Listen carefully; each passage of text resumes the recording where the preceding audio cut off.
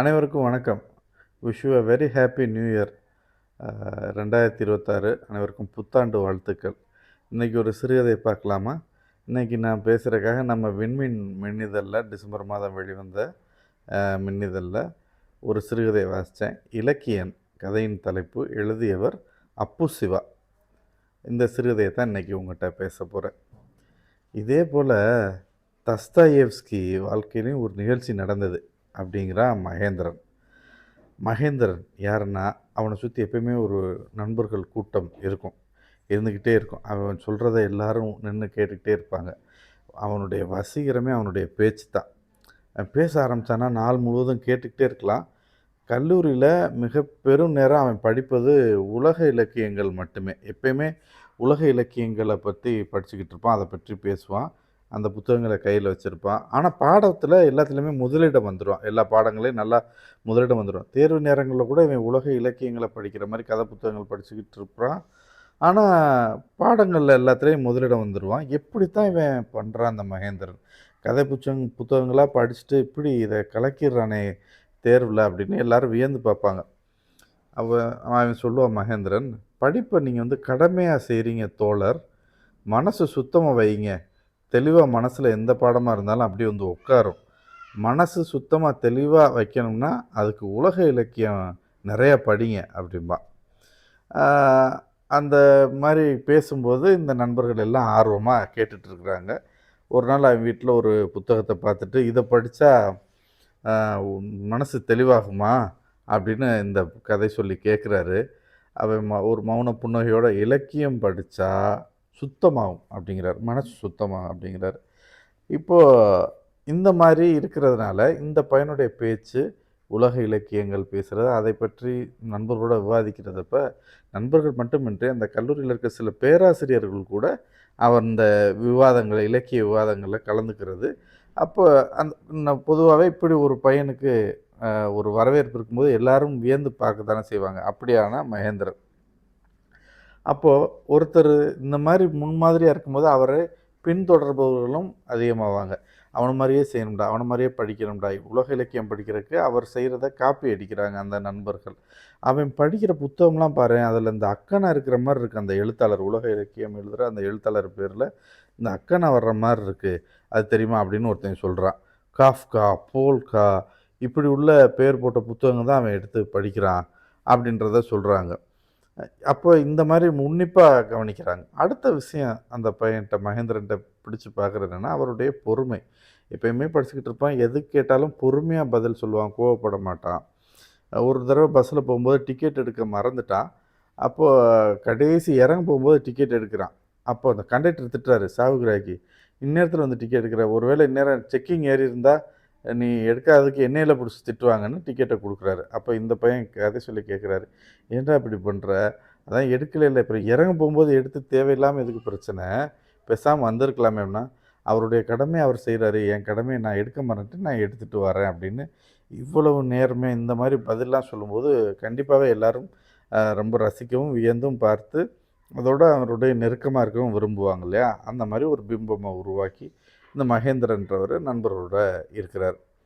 இப்போது அதே காலேஜுக்கு இன்னொருத்தர் சேர்றாரு, வெங்கடேஷ்னு ஒரு பையன், வேறு ஊர்லேருந்து பாதியில் சேர்ந்துருக்கிறாரு அந்த காலேஜில். அவர் பார்க்க ஒரு நடிகர், சினிமா நடிகர் மாதிரி இருக்கார். கிரிக்கெட்டில் ரொம்ப ஆர்வமானவர். அதனால் ஒரு சில ப்ரொஃபஸர்ஸ் அவரை கவாஸ்கர்னு கூட செல்ல பேர் வச்சு கூப்பிடுறாங்க. வெங்கடேஷ் இந்த மகேந்திரனுக்கு நேர் எதிர்குணம் கொண்டவர். மகேந்திரன் அளவாக பேசுவார். இவன் திறந்து விட்டால் தண்ணி லாரி திறந்து விட்ட மாதிரி ஒரு கடன்னு பேசக்கூடிய ஆள். அவர் இலக்கியம், உலக இலக்கியம் அப்படின்னு பேசுகிறவர். வெங்கடேஷ் உள்ளூர் சினிமாவை பற்றி பேசுகிற ஆள். ஆனால் பேசும்போதே மாணவர்களுக்கு படிப்பு சார்ந்து சில டியூஷன் எடுக்கிற மாதிரி சில குறிப்புகள், அந்த கல்லூரி படிப்பு சார்ந்தும் பேசிக்கிட்டே இருக்கிறாரு வெங்கடேஷ். இந்த வெங்கடேசனுடைய இயல்பும் இந்த பேச்சு, இவருடைய நடந்துக்கிற விதமும் இந்த மாணவர்களை ஈர்க்குது. அப்போது ஒரு நண்பர், ஒரு மனிதர் மேலே ஒரு ஈர்ப்பாக ஒரு கூட்டமாக சுற்றிட்டு தெரிஞ்சாங்க. திடீர்னு அப்படியே கொஞ்சம் கொஞ்சமாக அவங்க இந்த வெங்கடேஷ் பக்கம் ஈர்க்கப்பட்டு இந்த பக்கம் இவர் கூடயும் நண்பர்கள் வட்டம் கூடுது, சுற்றுறாங்க. இன்னொரு ஆச்சரியம் என்னென்னா, அந்த மாதம் நடந்த மாடல் எக்ஸாமில் வெங்கடேஷ் எல்லாத்துலேயுமே முதலிடம் வாங்கிடுறாரு. இது ரொம்ப ஆச்சரியமாக இருக்குது. அப்போ டக்குன்னு மொதல் ஆளாக போய் கை கொடுத்து பேசுனது மகேந்திரன். அப்போ வெங்கடேஷ் கேட்குறாரு, என்ன ப்ரோ நான் வந்து 3 மாதம் ஆச்சு, இப்போ தான் கண்ணு தெரியுதா என்னைய அப்படிங்கிறாரு. எது எப்போ நடக்குமோ அதாவது சமயம் பார்த்து கண்டிப்பாக நடக்கும் நண்பா அப்படிங்கிறாரு மகேந்திரன். ரொம்ப இதாக பேசிக்கிறாங்க. அதன் பிறகு அவங்க அடிக்கடி சந்தித்து பேசிக்கிறாங்க. பொது இடங்களில் நின்று பேசுகிறாங்க, சந்தித்து அவங்களுடைய உரையாடல் தொடருது. அவங்க பேசும்போது மற்றவர்களும் கூட நின்று பார்க்குறாங்க. ஏன்னா அந்த மாதிரி ஒரு உரையாடலை அவங்க நிகழ்த்துறாங்க. அப்போது இலக்கியம் படித்தா தான் அறிவு வளரும்ன்றியா ப்ரோ அப்படின்னு வெங்கடேஷ் கேட்குறாரு. அறிவு வளர்றது இல்லைப்பா, அது நமக்குள்ளே தான் இருக்குது. அதை அடையாளம் காட்ட இலக்கியம் ஒரு விளக்கு அப்படின்னு மகேந்திரன் சொல்கிறாரு.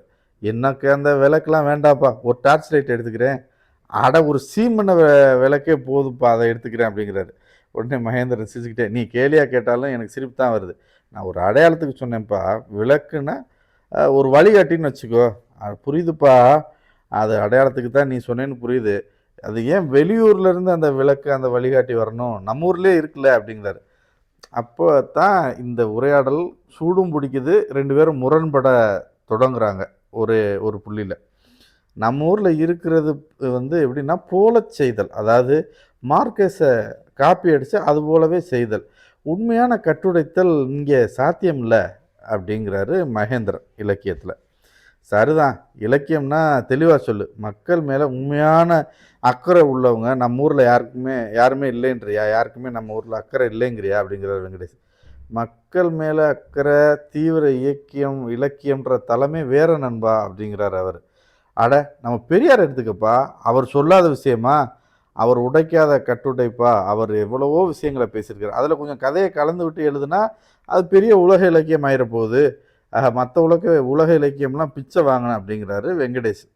இல்லை நீ அரசியல் பேசுகிற, அதுக்கு நான் வரலைன்னு மகேந்திரன் இந்த இடத்துல பின்னாடி வர்றாரு. இந்த இடத்துல அவர் இந்த வரியை வாசிக்கும் போதே நான் அப்படின்ற மாதிரி எனக்கும் தோணுச்சு. அரசியல் கலக்காமல் என்ன கூந்தலுக்கு இலக்கியம்? நீ உண்மையாக உலக இலக்கியம் படித்தா அரசியல் இல்லாமல் இருக்காது பார்த்துக்க. ஆனால் நீ ஒரு பம்மாத்துக்கு ரீல் விட்டுக்கிட்டு தர்ற அப்படின்னு வெங்கடேஷ் போட்டு உடச்சிடுறாரு. இந்த இடத்துல ஒரு மாதிரி இது வந்துடுது. எல்லாம் ஏற்கனவே இந்த நண்பர்களை இந்த விவாதத்தை கேட்டு கூட நின்று பார்த்துக்கிட்டு இருக்கிறாங்க இல்லையா. தனிநபர் விமர்சனம் வேண்டாம் வெங்கடேஷ் அப்படின்ட்டு மகியோட முகம் சிவந்து போயிடுது. ஆமாயா, உலக இலக்கியம் படித்தா தெளிவாகவேன்னு நீ எல்லாருக்கும் அட்வைஸ் பண்ணிடு. மற்றவன் பாடம் படிக்கிறத கெடுத்து விட்டு நீ தனியாக போய் படித்து உரு போட்டுக்கிட்டு இருக்கிற.